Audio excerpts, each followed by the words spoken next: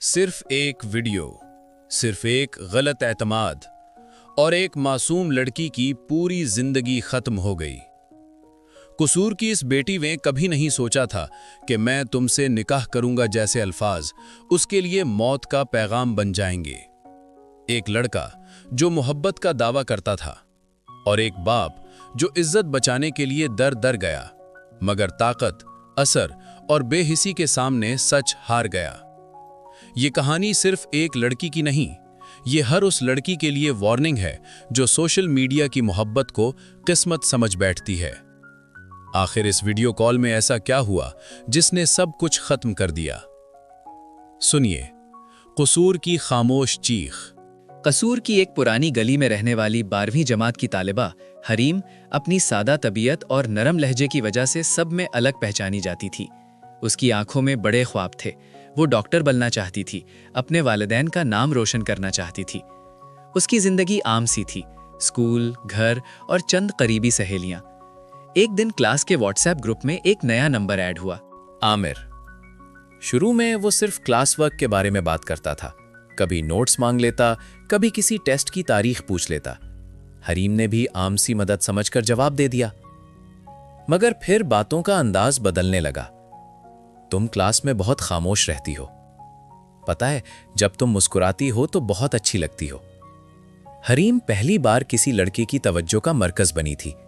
اس کے دل میں ایک انجانا سا احساس جاگا، وہ خود کو خاص محسوس کرنے لگی۔ عامر ہر رات اسے میسج کرتا، خوابوں کی باتیں، مستقبل کی باتیں، ساتھ زندگی گزارنے کے وعدے۔ وہ کہتا، میں تم سے نکاح کروں گا، بس پڑھائی مکمل ہو جائے، تم میری عزت ہو۔ یہ الفاظ حریم کے دل میں اترتے گئے، اسے لگا جیسے اسے سچی محبت مل گئی ہو۔ مہینے گزرے، باتیں کالز تک پہنچ گئیں۔ عامر نے ہمیشہ نرم لہجہ اپنایا۔ اس نے حریم کو یقین دلایا کہ وہ اس کے بغیر ادھورا ہے۔ ایک دن اس نے کہا، اگر تم مجھ پر بھروسہ کرتی ہو تو اپنی ایک ویڈیو بھیج دو، بس میرے لیے، کسی اور کو کبھی نہیں دکھاؤں گا۔ حریم ہچکچائی، مگر محبت اور اعتماد کے بیچ اس کی سمجھ دھندلا گئی۔ اس نے بھیج دی۔ چند دن سب ٹھیک رہا، پھر اچانک عامر بدل گیا۔ اب اس کے پیغامات میں پیار کم، حکم زیادہ تھا۔ اگر میری بات نہ مانی تو ویڈیو وائرل کر دوں گا۔ حریم کے ہاتھ کانپنے لگے، اس کی سانس رکنے لگی۔ جسے وہ اپنا مستقبل سمجھ رہی تھی، وہ اس کی سب سے بڑی کمزوری بن چکا تھا۔ وہ راتوں کو جاگنے لگی، موبائل کی ہر بیپ اسے ڈرا دیتی۔ عامر نے پیسے مانگنے شروع کر دیے، بس آخری بار، ورنہ سب کو پتہ چل جائے گا۔ حریم اندر سے ٹوٹنے لگی۔ وہ کلاس میں خاموش رہتی، گھر میں چپ چاپ کمرے میں بند ہو جاتی۔ ماں پوچھتی، بیٹا سب ٹھیک ہے؟ وہ زبردستی مسکرا دیتی۔ ایک دن عامر نے اس کی ویڈیو کا اسکرین شاٹ بھیج کر لکھا، وقت کم ہے، فیصلہ کر لو۔ اس لمحے حریم کو لگا جیسے اس کی دنیا ختم ہو گئی ہو، مگر اسی لمحے اس کے اندر کہیں ہمت بھی جاگی۔ اس نے خود کو سنبھالا، آنسو پونچھے اور اپنے والد کے کمرے میں جا کر سب کچھ سچ سچ بتا دیا۔ والد جب عامر کے باپ کے پاس گئے تو وہ شخص واقعی علاقے کا بااثر اور معزز سمجھا جاتا تھا۔ حریم کے والد نے کانپتی آواز میں سارا ماجرا بیان کیا۔ آپ کے بیٹے کا میری بیٹی سے تعلق رہا ہے، وہ اسے دھمکا رہا ہے، عزت کا سوال ہے، اگر نکاح کروا دیں تو شاید معاملہ سنبھل جائے۔ عامر کے باپ نے سرد لہجے میں جواب دیا، میرے بیٹے کے بہت سی لڑکیوں سے تعلقات ہیں، کیا میں سب سے اس کا نکاح کرواتا پھروں؟ اپنے گھر کو سنبھالیں، ہمیں مت سکھائیں۔ یہ الفاظ کسی تلوار سے کم نہ تھے۔ حریم کا باپ ٹوٹے قدموں کے ساتھ گھر واپس آ گیا۔ اس کی آنکھوں میں بے بسی تھی۔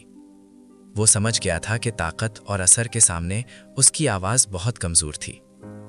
گھر آ کر اس نے بیٹی کو کچھ نہ کہا، مگر اس کی خاموشی سب کچھ کہہ رہی تھی۔ طرف عامر کا حوصلہ اور بڑھ گیا۔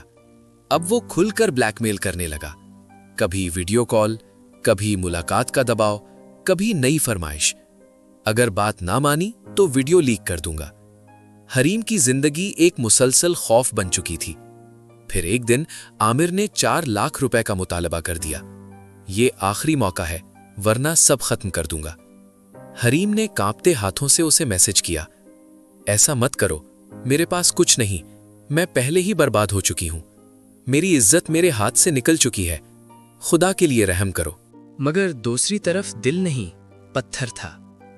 जवाब आया, वक्त कम है, तैयार रहो।